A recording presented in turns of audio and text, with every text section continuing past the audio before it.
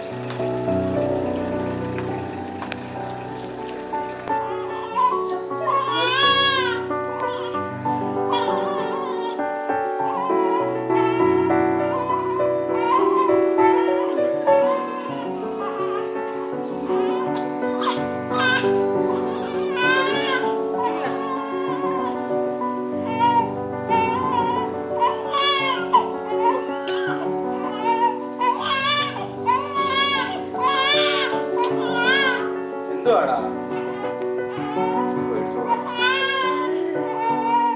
ഇപ്പഴേ പേടിപ്പിക്ക. മോനെ വേറെ ഉടുപ്പെടുത്തോണ്ട് പാടി.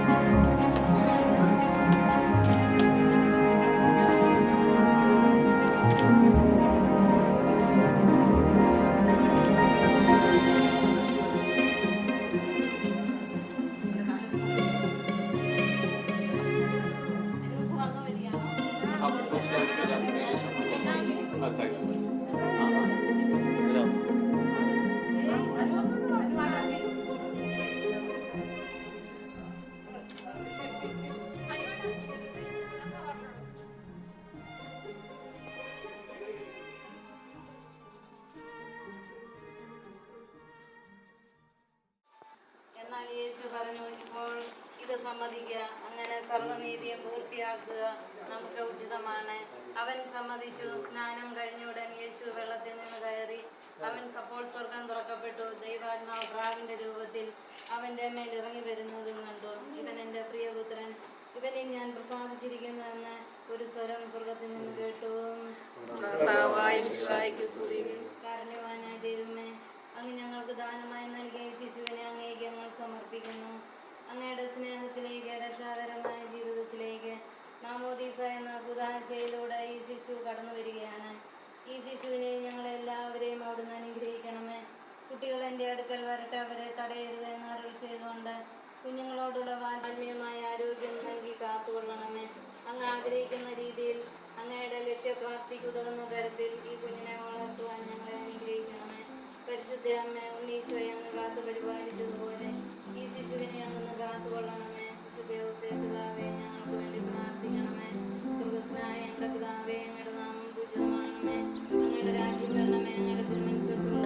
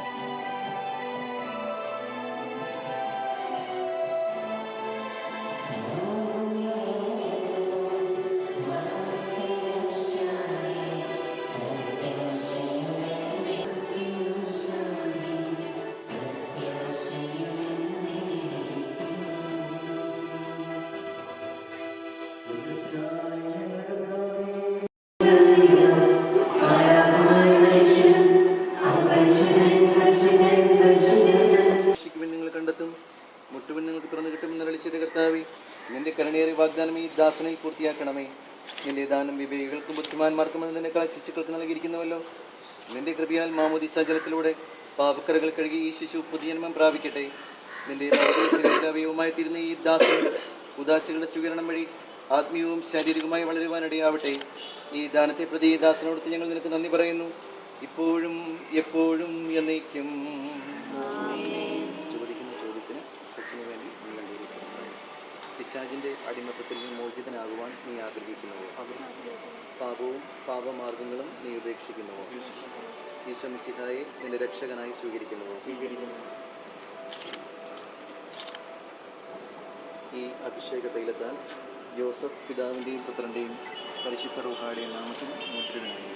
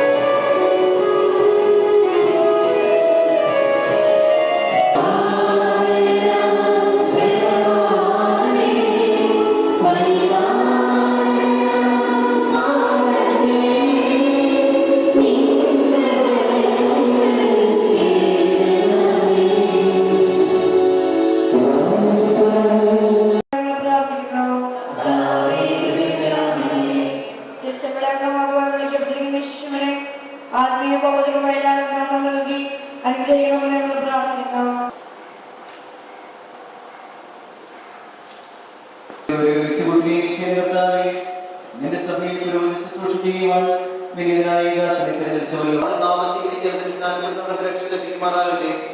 ശരീരത്തിലും ആത്മാവിലും പൂർത്തീകരിക്കപ്പെട്ട് അങ്ങേക്ക് സ്തുതിയും ബഹുമാനവും കൃതജ്ഞതയും സമർപ്പിക്കുവാൻ ഞങ്ങൾ യോഗ്യരാകുകയും ചെയ്യട്ടെ, ഇപ്പോഴും എപ്പോഴും എന്നേക്കും. മാമോദീസയുടെ പാപമോചനം നൽകി ആത്മീയ ജന്മം നൽകുന്ന ഒരു പുതിയ ഉദരമായി തീരുവാൻ ഈ ജനം പിതാവിന്റെയും പുത്രന്റെയും പരിശുദ്ധ റൂഹായുടെയും നാമത്തിൽ ആശീർവദിക്കപ്പെടുകയും വിശുദ്ധ ദൈവത്തോട് കടത്തപ്പെടുകയും ചെയ്തിരിക്കുന്നു.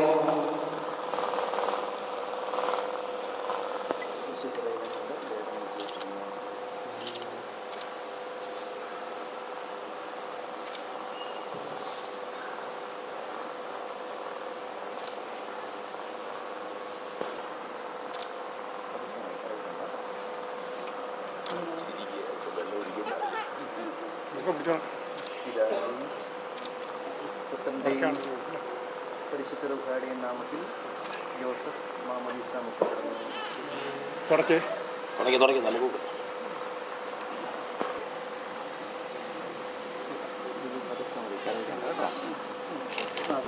അനുഗ്രഹിക്കുകയും നിഷ്കളങ്കമായി ജീവിക്കുവാൻ എന്നെ സഹായിക്കുകയും ചെയ്യട്ടെ.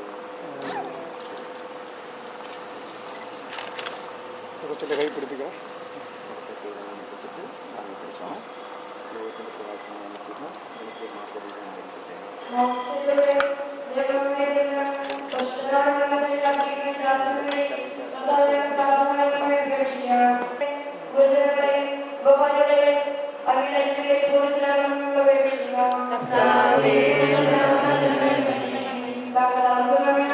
ും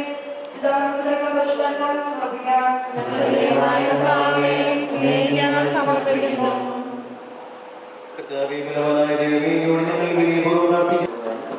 വിശ്വാസത്തിൽ സ്ഥിരീകരിക്കപ്പെട്ട നിശ്ചിതായ സാക്ഷ്യം വഹിക്കുവാൻ നീ അങ്ങയിലേക്ക് പോകുക. ദൈവം നമ്മെ കൈവിടില്ല.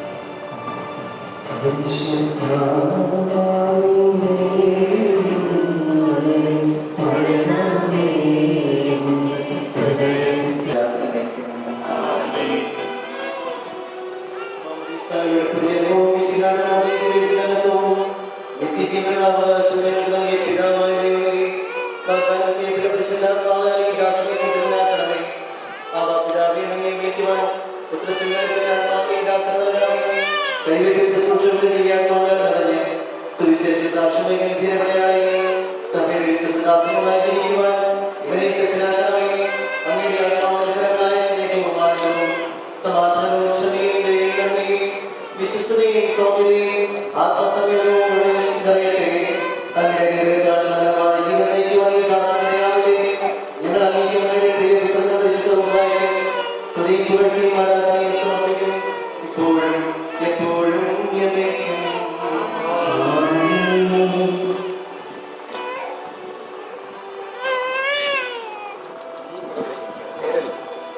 മാമോദീസ സ്വീകരിച്ച ദിവസം പിതാവിന്റെയും പരിശുദ്ധ പൂർണ്ണനാക്കപ്പെടുകയും സ്ഥിരീകരിക്കപ്പെടുകയും ചെയ്തിരിക്കുന്നു.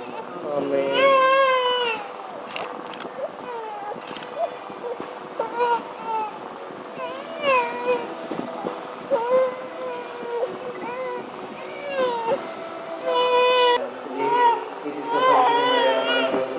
പിതാവിന്റെയും പുത്രന്റെയും പരിശുദ്ധ റൂഹായുടെ നാമത്തിൽ ജീവന്റെ കിരീടം